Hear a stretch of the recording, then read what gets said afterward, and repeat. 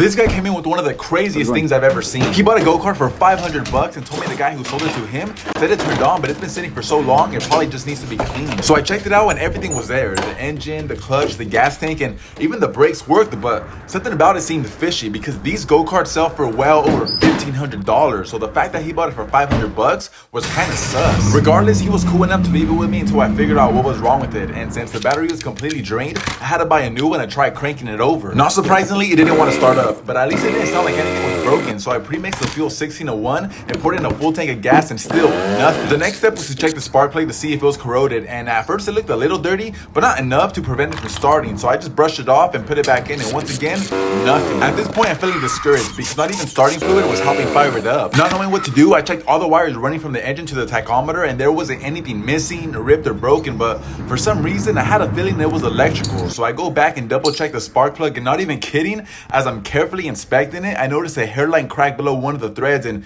it was the biggest sense of relief ever. It was so small that even the tiniest gauge on my valve checking tool didn't fit through, and if I would have never double checked it, I would have never found it. I ended up buying a new spark plug, and it took a couple cranks to get it going, but it started up right away. My guess is that the previous owner probably over tightened the spark plug and thought he cracked the cylinder head or something, and instead of checking it, just sold it to cut his losses, which is crazy because the guy that brought it to me bought a $1,500 go-kart for 500 bucks when all I needed was a brand new spark plug. Some people just get really lucky. So lucky that he deserved my first world label sticker parody of the California Clean Idle sticker found on semi-trucks, which plays homage to the days of when I was a truck driver. But what makes it cool is that it has a QR code that links to my Instagram. So if any of you guys want one, let me know and I'll ship one out to you.